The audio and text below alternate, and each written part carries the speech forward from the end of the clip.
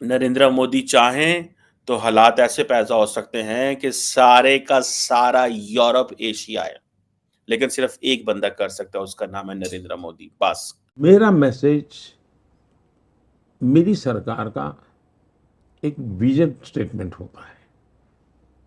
मेरा मैसेज मेरे व्यक्तिगत वैल्यूज से जुड़ा होता है।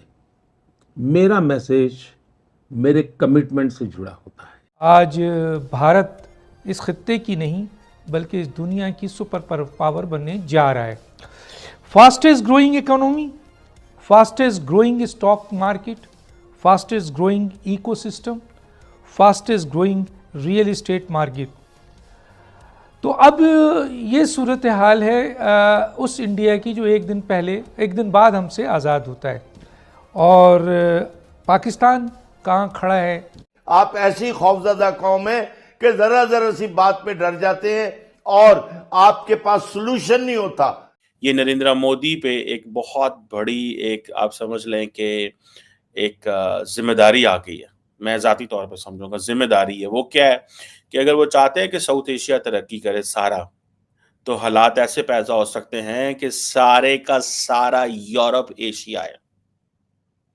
देखिए मिडल ईस्ट में आप आते हैं, मिडल ईस्ट में क्या इंपॉर्टेंट है? सड़कें हैं, इंफ्रास्ट्रक्चर है, बिल्डिंग्स हैं, टूरिस्ट स्पॉट बना दिए हैं, आर्टिफिशियल आइलैंड्स बना दिए हैं। इनके पास बड़े पैसे थे, वेस्ट से सारे इंजीनियर्स बुला लिए, साइंटिस्ट बुला लिए, अच्छा इंफ्रास्ट्रक्चर है, फिर जॉब्स हैं, फिर इनके पास नेचुरल रिसोर्सेज की वजह से यहाँ पे बहुत सारी बात है पैसा वो जनरेट कर रहे हैं। क्वेश्चन ये है कि साउथ एशिया में इंडिया पाकिस्तान के पास तो बहुत कुछ है, बांग्लादेश के पास बहुत कुछ है, नेपाल के पास बहुत कुछ है। अगर कोई ये बंदा काम कर सकता है तो वो नरेंद्र मोदी कर सकता है, और कोई बंदा मैं आपको गारंटी दे सकता हूँ नहीं कर सकता ये काम। अब आप एक वीजा लेके पूरे जीसीसी में घूम सकते हैं, तो भाई अगर आप इंडिया का वीजा लेके, ठीक है, बाकी मुल्कों में भी ट्रैवल करना शुरू कर दे, पाकिस्तान का वीजा लेके बाकी मुल्कों में भी ट्रैवल करना शुरू कर, ये मैं बहुत आगे की बात कर रहा हूँ। बहुत सारे लोग कहे होंगे बहुत आगे का सोच रहे हो भाई, तुम तो 50 साल बाद का सोच रहे हो। भाई it is just a mindset है ये लीडरशिप का माइंडसेट है। लीडरशिप सोचे तो ऐसे मुमकिन करती है, they can do it, they can make it. All what we need is कि आप देखें, you have to grow together, आपको मिलके ग्रो करना पड़ता है। ये भारत ही है जो स्वयं के लिए नहीं सर्वम के लिए सोचता है। ये भारत ही है जो स्व की नहीं सर्वस्व की भावना करता है। ये भारत ही है जो अहम नहीं वयम की सोचता है। ये भारत ही नहीं जो इति नहीं अपरिमित में विश्वास करता है। ये भारत ही है जो नीति की बात करता है, नेति की भी बात करता है। ये भारत ही है जो पिंड में ब्रह्मांड की बात करता है, विश्व में ब्रह्म की बात करता है, जीव में शिव की बात करता है। लेकिन जिस चीज को देखना चाहिए वो ये है कि क्या इंडिया के अंदर अपॉर्चुनिटीज नहीं है? आप जरा यूरोपियन से तो चेक करें, उनका दिल करता है हम वो ममालिक ढूंढें जहां पे थोड़ी सी इन्फ्लेशन कम है, वो यूरो में कमाते हैं, वो अब दुनिया के बाकी इलाकों में जाके रहना चाहते हैं, फर्स्ट क्लास जिंदगी गुजारना चाहते हैं, बिकॉज उन पैसों में वो यूरोप या अमेरिका के अंदर फर्स्ट क्लास जिंदगी नहीं गुजार रहे। सो ये चीजें हैं जिनको हमें समझने की जरूरत है। और इन चीजों में अगर आप देखें, नरेंद्र मोदी इस चीज को थोड़ा सा, वो जिसे कहते हैं ना, चेंज कर सकते हैं। He can change this, all what he needs is कि उनको एक्शन लेना है, ठीक है, उनको थोड़ा सा कदम उठाने हैं।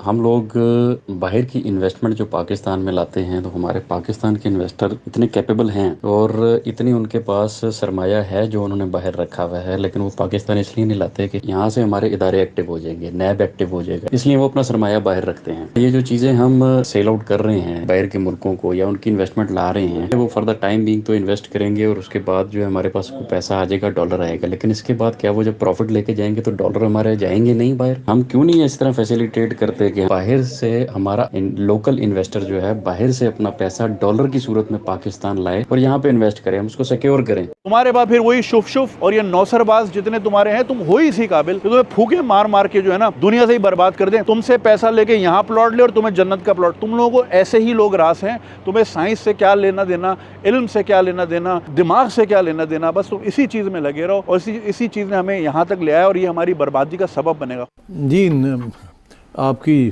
ख्वाहिश बड़ी नेक है, तो सवाल आपको ये भी फिर पूछना चाहिए ना कि क्यों पाकिस्तानी अपना पैसा बाहर ले जा रहे हैं। बाद की बात है कि बाहर का पैसा क्यों नहीं यहाँ लेके आते। अगर पाकिस्तानी ही अपना पैसा, जो अमीर लोग हैं, वो पाकिस्तान से बाहर ले जा रहे हैं और बाहर इन्वेस्टमेंट कर रहे हैं, खा वो प्रॉपर्टी में कर रहे हैं या किसी कारोबार में कर रहे हैं, तो सवाल ये है कि अगर पाकिस्तानी पाकिस्तान में इन्वेस्ट करने के लिए तैयार नहीं है, तो जो पाकिस्तानी बाहर बैठे हुए हैं, जिनके पास बाहर पैसा है, वो यहाँ क्यों पैसा लेके आएँ और यहाँ क्यों इन्वेस्ट करें। तो इसलिए मैं इसको टर्न अराउंड कर देता हूँ आपके सवाल को। तो बात यह है कि पाकिस्तानी पैसा बाहर क्यों ले जा रहे हैं, पहले इसका जवाब मिल जाए तो फिर आपको जवाब मिल जाएगा कि बाहर वाले यहाँ पैसा क्यों नहीं लाते। बिकॉज गवर्नमेंट ने तो बहुत सी एमनेस्टी स्कीम्स है, जो नई गवर्नमेंट आती है वो एमनेस्टी स्कीम दे देती है कि आप बाहर से पैसा यहाँ ले आएँ, 1% दे दें, 2% दे दें और no questions will be asked. तो क्या होता है, एक ज़माने में तो पैसा आया था यहाँ वापस इस तरीके से, मगर हुआ ये कि उसके बाद फिर सवाल खड़े होने शुरू हो गए कि ये पैसा कहाँ से आया, आप लेके कैसे गए थे, वहाँ से क्या आपने किया। जब ये सवाल खड़े हो गए तो नैब हरकत में आ गई। जब नैब हरकत में आ गई तो और एक सियासी जमातें जो एक दूसरे के पीछे पड़ गई, पीपल्स पार्टी ने नून लीग के ऊपर केसेस खोल लिए कि नून लीग ने पीपल्स पार्टी के बिजनेसमैन के ऊपर केसेस खोल लिए, और अब इमरान खान आया उसने दोनों के केसेस के ऊपर खोल लिए। अभी आए हैं और ये इमरान खान के लोगों के ऊपर के केसेस खोल रहे हैं। तो कौन यहाँ पैसा लाएगा, पहली बात। अब आइए कि यहाँ से पैसा बाहर क्यों जाता है। यहाँ से पैसा इसलिए बाहर जाता है और यहाँ इन्वेस्टमेंट इसलिए नहीं होती कि यहाँ हर 2 साल के बाद गवर्नमेंट चेंज हो जाती थी। अभी तक तो यही रिवाज रहा है ना कि 18 महीने 2.5 साल से ज़्यादा कोई गवर्नमेंट ही नहीं चली पहले।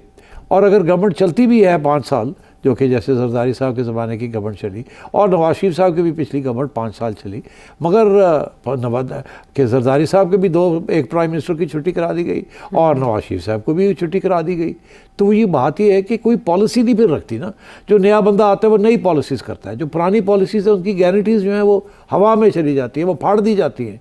अगर कोई गारंटी नहीं मिलेगी कि अगर आप यहाँ इन्वेस्टमेंट को करते हैं आपको कोई टैक्स हॉलिडे देता है, नो क्वेश्चन आस्क्ड, तो फिर इसका ये मतलब है कम से कम उस मदद के लिए, जिस मदद के लिए आपने इन्वेस्टमेंट की है कि जी आज मैं 10 लाख रुपया यहाँ लगाऊंगा, पहले साल तो मेरा 5 लाख का नुकसान होगा, दूसरे साल मैं ब्रेक इवन करूँगा, तीसरे साल मेरा 5 लाख मुझे मिलेगा, चौथे साल मुझे फिर 10 लाख मिल जाएगा, तो चौथे साल के बाद मेरी प्रॉफिट्स आनी शुरू होंगी। तो लोग ये सोच के लगाते हैं ना इन्वेस्टमेंट जो होती है हमेशा लॉन्ग टर्म होती है। शॉर्ट टर्म जो होती है उसको स्पेकुलेटिव इन्वेस्टमेंट कहते हैं। वो स्पेकुलेशन नहीं होती, वो हॉट मनी होती है, आती है जाती है, वो उसके साथ कोई प्रोडक्टिविटी नहीं होती मुल्क के अंदर, कोई ग्रोथ नहीं होती मुल्क के अंदर, उस तरफ पैसा आता है जाता है और उसके ऊपर मुनाफा क्रिएट किया जाता है, मगर कोई प्रोडक्शन नहीं होती उसके साथ। तो अब बात यह है कि अगर हमारी हर 1.5 साल 2 साल के बाद बजट के अंदर नई नई पॉलिसीज़ आती हैं, कभी तजारत हो रही है इंडिया के साथ, कभी तजारत बंद हो गई है, कभी जनाब बिजली की कीमत ये है और यही रहेगी, कभी ज़्यादा हो गई है, कभी ये है,